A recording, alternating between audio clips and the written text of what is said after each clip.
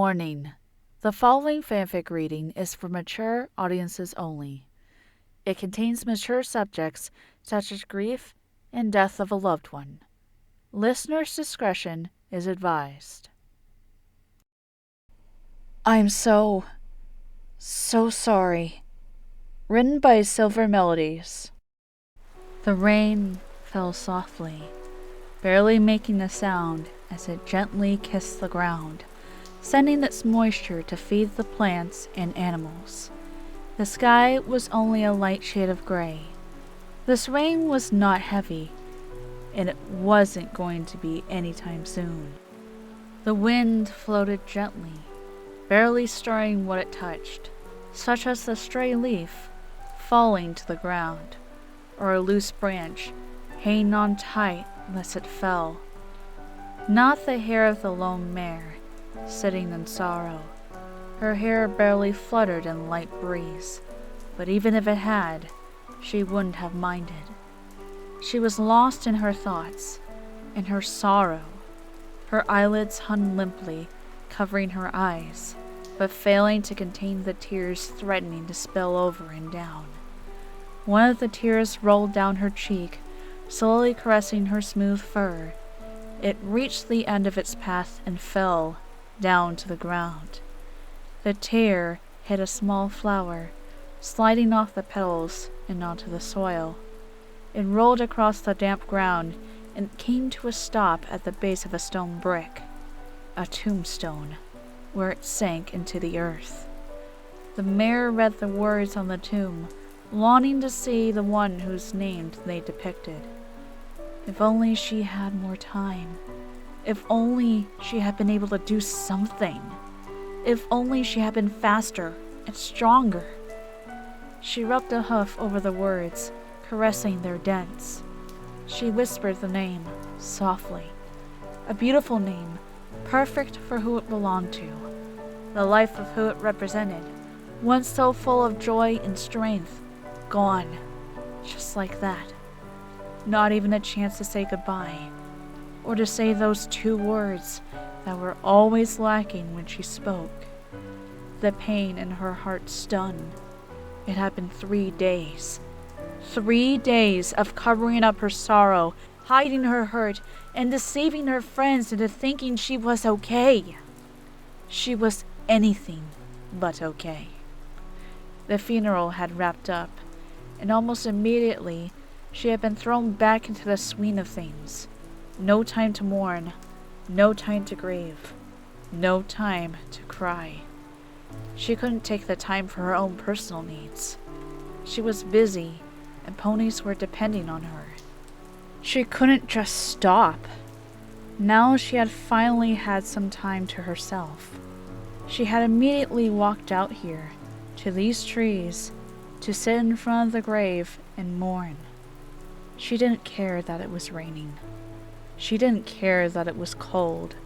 She wanted to finally pay her respects like she should have. A sudden gust of wind lifted her unbound mane into the air, letting it whip about gently until it fell back down, softly landing on her smooth neck. She had done an amazing job of keeping clean and well-groomed, despite her work, but had put extra work into her looks before coming here. She had to look her best for her. Her. A single tear, for one lost soul, fell down her cheek, leaving its trail of sorrow as it fell to the ground. Why was she here?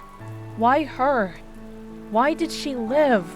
Why didn't she die? What was the purpose of this all? What was the point of going on? For her friends, family. Was it worth it? Without. She picked the small flower at the base of the tomb, the only one within several yards. She stared at it longingly, lovingly. It was just in bloom, barely sprouting its new petals, yet here she had picked it right out of the ground, ending its life, and any hope it had to grow big and strong, just like the one who was laying in the ground before her. At first she had been in denial. This was a dream. This wasn't real. This would all be better soon. Then she moved on to grief. This was happening. This wasn't a dream. This was real. This wouldn't get better. Then anger. Why was this happening? Why wasn't this a dream? Why wouldn't this get better? Then finally, here she was, living in acceptance, yet heartache. This happened. This wouldn't get better, and she didn't know how to cope. Another tear, a memory of the time she had spent with this lost soul, the times of joy, of peace, and of love. A tear for the times of sorrow and pain. A tear for the times they endured anything thrown at them, persevering through it all. A tear for the memories she would never have. She would never feel her warm embrace, nor see her grow and become who she was destined to be. There was never again going to be the sound of her hooves against the road, or floorboards, or anything. She was never going to hear her soft voice, even once more. She was alone, and that was all that mattered. No one could comfort her. She had lost so much, and now she would live in sorrow. More tears for the pain and loneliness she would now deal with, for her own fault and for her own rage. She lifted her head out to let a mournful wail.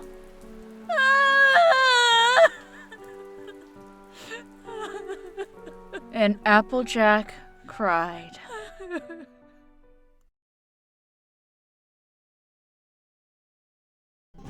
The barn walls lifted up off of the ground. Big Mac and Applejack pulled with all their might on the ropes holding it up, slowly lifting it into position. When it was up off of the ground, Applejack left Big Mac to keep it in place as she secured the frame. The autumn breeze felt good on her skin as it dried the sweat that accumulated as a result from hard work. The cool sensation it brought felt wondrous. It was one of the reasons she enjoyed such hard labor. The wall was soon secure. It stood tall and majestic. Not painted yet, and still a frame, but still, it was big. It was the biggest barn they had built to date. They had been working on it for a good week now, and they had just now gotten the frame up. Most of the Apple family were not able to help, and those who had been available had left the day before yesterday. The sun was high in the sky, but Applejack didn't feel its heat as a thin layer of clouds kept out the heat, but not the light. This was her favorite time of year. The breeze, the afternoons, the night, the serenity. Nothing could be better. She waved down to Big Mac, who released the rope he was holding, letting it fall limply to the ground. He wiped some sweat from his brow, letting out a satisfactory sigh. They had just finished putting up the frame. Next up, they had to add the sides, but that was easy. By the end of the week, they'd be painting the walls of their new barn, and their biggest one done mostly by themselves. That was an accomplishment. She climbed down from her perch on the framework and landed on the ground with a slight grunt. Now she could finally sit down and eat a nice, hearty, home-cooked meal. The breeze once again stirred, lifting her mane ever so slightly. She enjoyed the feeling of the cool air on her neck, weaving through her hair. It brought with it the scent of earth, trees, and calmness. Whew. She took a deep breath as she trotted back to her home with her brother. She would never have been able to do any of this if it weren't for him. He was the rock of this family, always staying strong, always pushing on, even when he felt like quitting. Luna knows she wouldn't be able to live without him. She pushed open the door and was assaulted with the fragrance of apple-filled food. The smell activated her mouth, causing her to swallow in delight. Soon, she would be seated around the table, with her family, eating their lunch before she and Big Mac headed back out to the field to work on the barn some more. It was getting close to harvest season, but not quite there. so they didn't have any bucking to do. The animals Ad had been taken care of by Applebloom, and the small garden of non-apple foods were being tended by Granny. She sat down, seating herself next to Applebloom. Her little sister snuggled up to her. Hey, sis! How's the barn coming? Applejack returned the affection, rubbing against her sister's soft cheeks. She was so young and sweet, so full of life. Well, we got the frame up, so I reckon it'll be about a week till we finish. Right, Mac? Yup.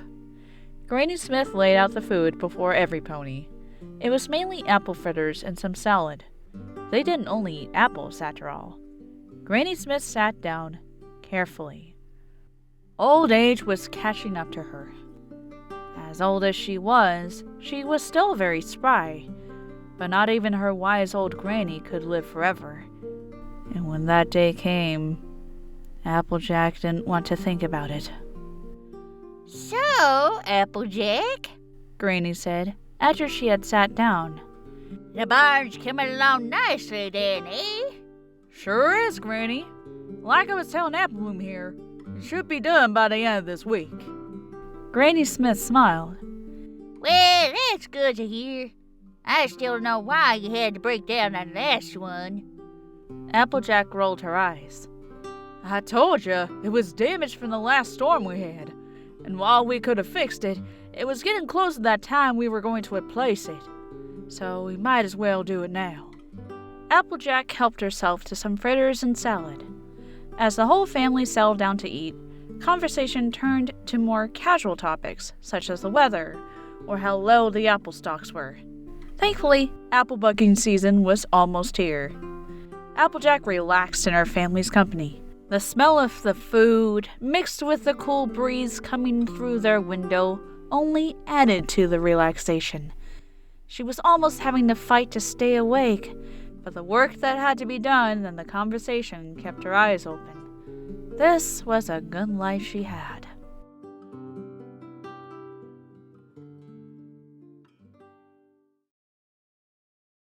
Applejack let the rain cover her until she was soaked through. It took a while, since the rain only fell in light sheets, only barely misting what it touched, but eventually it got through her coat, and then her skin. She didn't care anymore. Live or die, who cared? She could soak in the heavy downpour of a thunderstorm. It just didn't matter. That day was supposed to be a good day. It was supposed to be peaceful. It wasn't. She looked up, the rain mixing with her tears as they cascaded down her cheeks. She closed her eyes as the cooling mist fell upon her face, adding to the moisture. She couldn't tell her own tears from the rain that soaked her face now. Not that it mattered. She looked at the flower she still held. She gently caressed it. So soft, so young, so beautiful. She imagined it sprouting up and becoming the one she had lost. The one her heart ached for above all things. She looked to the earth, where under her sat the body of the departed pony. Still fresh, still soft, still dark. Under normal circumstances, she would have thought of it as good gardening soil. Now it only served to remind her of her loss. The sky rumbled in the distance. The rain has thickened, just barely, and the sky had darkened. She didn't notice as she left the flower to slowly fall down until it rested upon the grave before her, where it lay, gathering mist and droplets of water. There was no light, leaving it to look like a sad, soaked, dying flower. She fell down, her body racked with sobs. The pain was too much. She cried silently into the ground, though now her tears were indistinguishable from the rain.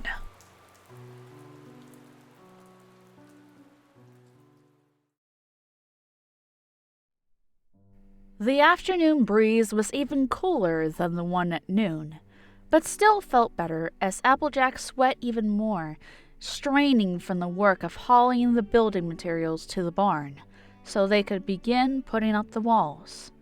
It wasn't much she had to haul, but it was heavy. Heavy even to her. She finished her trip, dumping her load right next to the barn. Applebloom stood by, eager to help. What can I do, sis? Applejack shook her head. Nothing. You're not strong enough to help here today.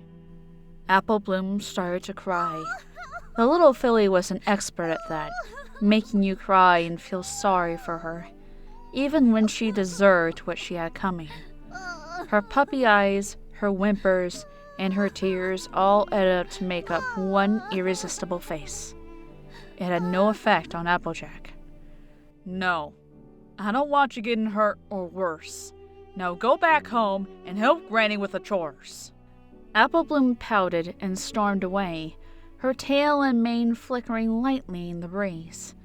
Even when she was mad or a brat, she was still cute. She watched as the filly walked back into their home. She leaned against a nearby tree, waiting for her help to get here. Not Big Mac.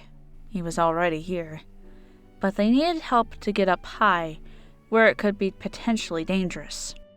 She pulled her Stetson over her eyes and nodded off in the cool afternoon breeze as the sun's rays began to paint the land with a golden glow as only a sunset can provide. She was awoken suddenly by a playful poke at her ribs.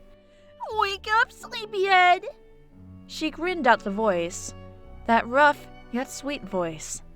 She lifted her Stetson back up, smiling wide. Howdy, Rainbow Dash. About time you got here. She looked up at the sky. The sun's almost set. I doubt we'll get any real work done outside of setting up the rig. Rainbow laughed. Applejack, though she never admitted it, had a secret crush on Rainbow Dash. Sure, color lesbian, but she loved who she loved. Of course, she was never open about her feelings. She was afraid of rejection from more than one pony. Still, the sound of her laugh made Applejack smile wider. You'll see. I'm gonna rig up in 10 seconds flat. Rainbow flew off, grabbing the rope in her mouth. She flew up and around the top of the barn in a nearby tree, wrapping the rope over and under branch and frame. It was a sight to see, that rainbow-maned mare dashing through the sky, twisting around beams and through branches. Amazing was all Applejack could quietly mutter before Rainbow dropped back down in front of her. Done. Applejack laughed. The way the wind picked up Rainbow's hair and let it dance in the air, a few strands clinging to the front of her face. So cute. Nice. But you did that in 11 seconds, not 10. She smirked. Rainbow feigned being hurt. Well, I guess I'll just leave. She spread her wings, but Applejack tackled her to the ground. No, you don't. You got work to do. With your speed, we'll be able to put up some of the wall before dusk. Rainbow laughed again, sweetly, more softly than the other time. She shook her head as she pushed Applejack off of her. Fine, I'll stay. But only because you asked so nicely. Together, the two began the preparations for making the wall. They hooked up the first piece of wood to the rig and tested to make sure it was firm. Big Mac came around and grabbed the rope in his mouth. He pulled hard, lifting it into the air, slowly but surely. The rope strained against its heavy load, but held strong. Once it was at the right height, Rainbow flew up and helped nail it to the frame. She finished fairly quickly, but she wasn't one to choose quantity over quality. She chose both. As they were hooking up the second piece, Rainbow pulled Applejack over. Applejack, I don't want to worry you, but that rope looks kinda weak. Applejack looked up, and sure enough, it did look slightly frayed. She shrugged. I've seen worse. It'll hold. Don't worry. Rainbow Dash looked skeptical, but didn't think too much on it. If you say so. Big Mac grabbed the rope and pulled again. The rope creaked, but it held. He pulled harder, tensing his muscles and pulling with all his might until the piece was in place. A gust of wind sent it swaying, and Big Mac grunted from the effort to hold it up. It swayed a bit, but Rainbow Dash helped to steady it, but her eyes went wide. Applejack! This rope's about to snap! Applejack? Applejack looked down to see Applebloom standing there, holding a hammer and some nails. Is it okay if I help with the lower levels of the barn? Applejack's eyes went wide as she heard a snap. Applejack! The heavy wall, with all its weight and momentum, came falling down, right over Applebloom. Ah! Applejack screamed as she saw the event unfold. Applebloom looked up to see the wooden wall falling towards her. Ah! She screamed as she jumped out of the way, dropping the hammer and nails she was holding. Applejack ran forward to grab her sister. Big Mac fell back as a sudden decrease in tension on the rope sent him off balance. Rainbow Dash dove from the sky as fast as she could to grab the little filly before she was crushed. Time seemed to slow down for Applejack. She reached out, but she was too far away. Rainbow Dash wouldn't be fast enough, and Applebloom was too slow. Her mind came to the realization, but she wouldn't accept it. Her heart began to burn. Her eyes welled up. Applebloom's eyes met her own. The fear and terror in Applebloom's eyes was unmistakable. The confusion as to what the filly had done was also there. The filly's eyes spoke of her sadness as she realized what was going to happen to her. Then she was gone before any pony could shed a tear or say goodbye.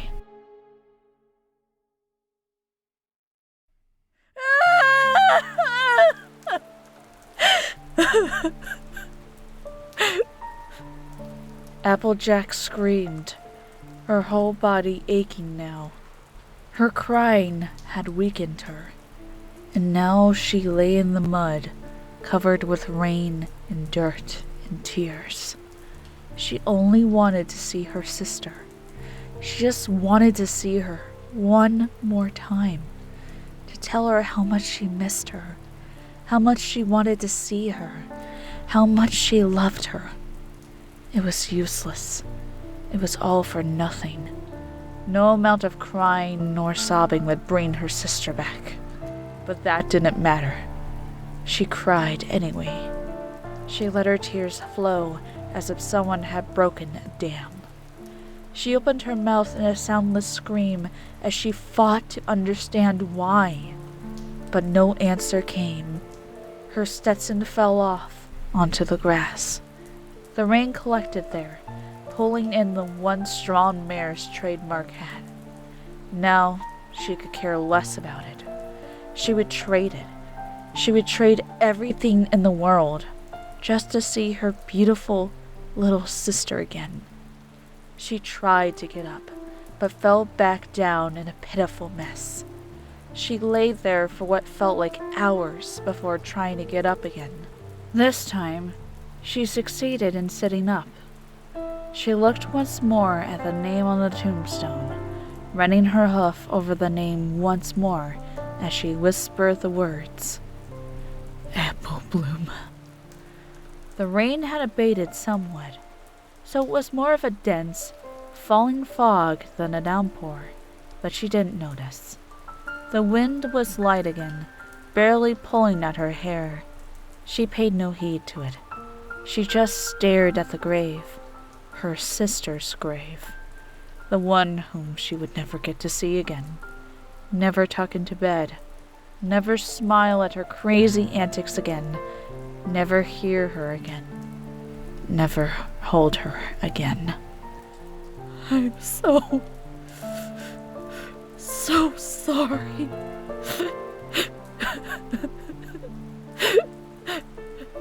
The reality of the situation hit her again. It started as gentle sobs, then heaves, then finally, she fell over again, her whole body racked with sorrow and pain. The rain now gently fell on her cheeks, mingling with her tears. The wind lifted her hair up into the sky, raising it towards the heavens.